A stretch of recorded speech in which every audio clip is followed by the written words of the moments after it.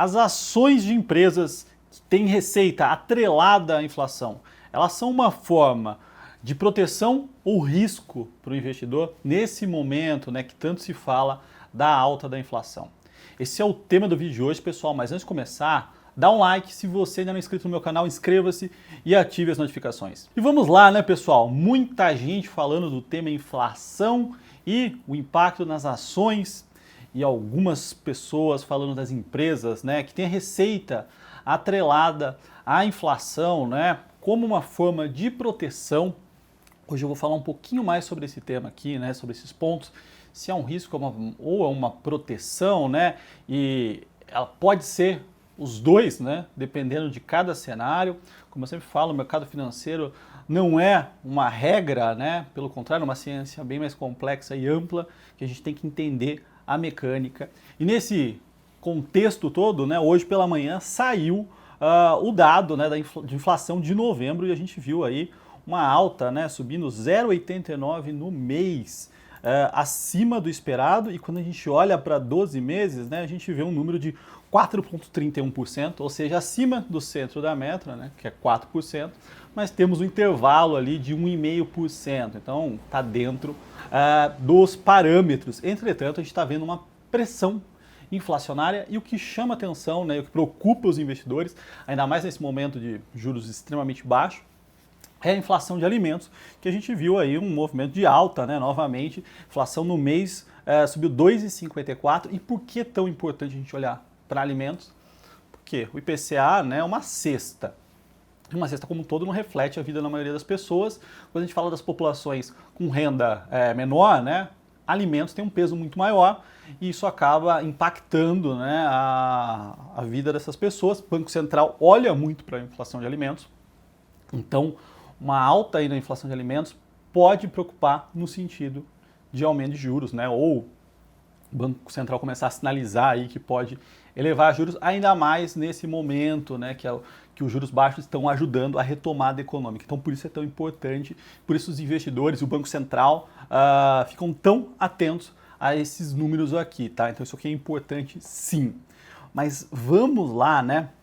Quando a gente começa a falar dessas ações que estão atreladas à receita, né, atreladas à inflação, protegidas pela inflação, o que a gente precisa entender aqui? Bom, quando a gente fala de inflação, né, a gente está falando de quanto o preço das coisas, né, o da média, aumentou. Então, quando a gente olha para juros, quando a gente olha para a Selic, no caso, né, está falando de juros nominal. O importante não é olhar para o nominal, é olhar para o real, né? Que é de fato quanto as coisas, né, o dinheiro se valorizou ao longo do tempo, que é o juro nominal menos a inflação. Então, quando a gente olha para títulos, os tesouros IPCAs, que são as NTNBs, né, que eles mostram essa taxa de fato, tá? Então, isso aqui é um conceito importante para a gente entender um pouquinho mais. Quando a gente fala das ações que são atreladas, né, que têm receitas atreladas à inflação, né, são protegidas de alguma forma, a gente está falando aqui de alguns setores, né? Então, por exemplo, transmissão de energia. Quando a gente fala das empresas de transmissão de energia, como a Transmissão Paulista, entre outras, né?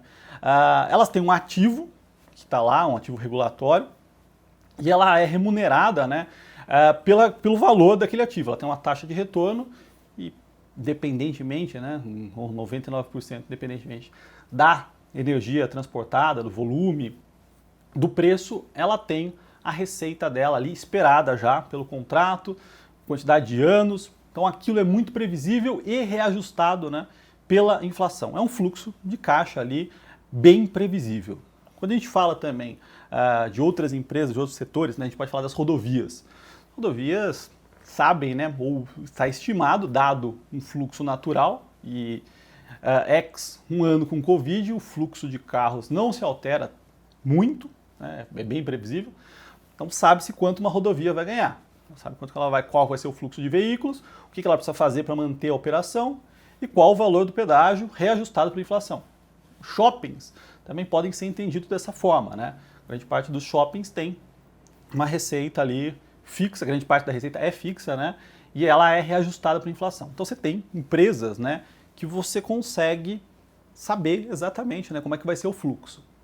E aí, qual o grande ponto, né? Todas elas aqui que a gente está comentando, elas têm uma receita atrelada, né, à inflação, e se a inflação sobe, os contratos são reajustados. Então, numa condição, né, normal de temperatura e pressão, isso é positivo. A inflação subiu, os contratos, né, as receitas aqui serão reajustados por inflação, você não tem aquele medo de perder para a inflação. Entretanto, o que o investidor, que você, né, aí tem que pensar?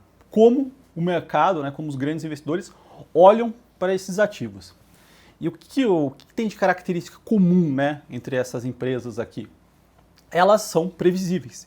Então, o investidor consegue olhar, por exemplo, para uma Transmissão Paulista, para uma CCR, e fazer um cálculo, né, de quanto é, né, a taxa interna de retorno, né, a MATIR desse projeto, porque você sabe quando começou, você sabe quando termina, sabe que é reajustado por inflação, os custos são praticamente aqui bem previsíveis, você consegue achar qual o retorno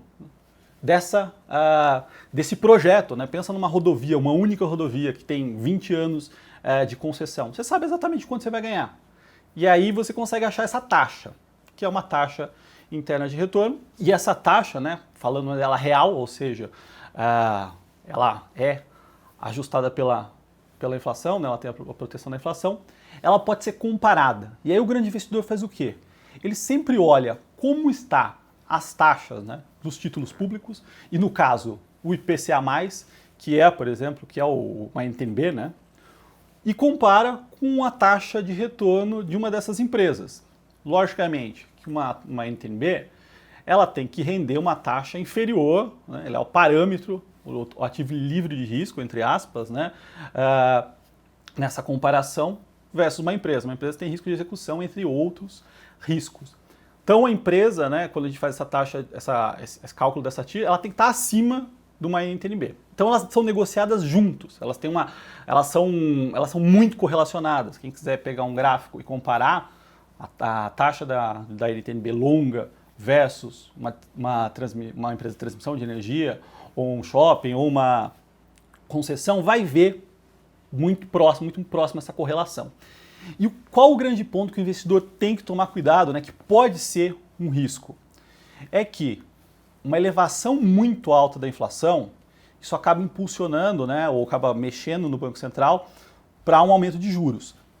E no caso de um cenário de estresse, um aumento de juros ou rápido demais, ou numa condição de estresse, ele acaba elevando essas taxas de juros dos títulos. Então, já vi em momentos de estresse uma NTNB longa e para quase 9%. E o que acontece, né? Quando a taxa sobe, o valor, né, o valor do título ou, no caso das ações, né, que são comparados, elas caem fortemente. Porque imagina, se a taxa subiu, né, se a taxa saiu de 3%, foi para 6%, provavelmente essas empresas que tinham uma TIR de 6, né, elas têm que ser negociadas a 9, 10. E aí, como você consegue ter uma TIR maior numa empresa dessa? Reduzindo o preço, e o preço cai.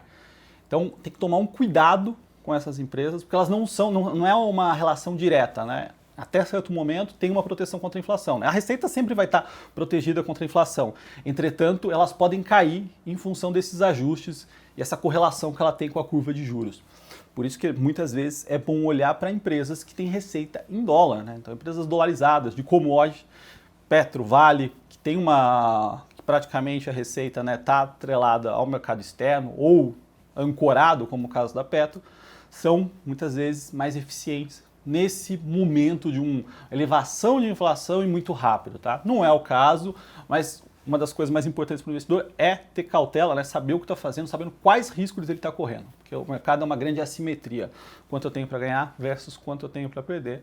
E você tem que saber quanto você tem para ganhar e quanto para perder, para poder fazer uma boa escolha de investimento. Tá certo, pessoal? Bom, é isso. Muito obrigado. Se você gostou desse vídeo, dá um like e até o próximo.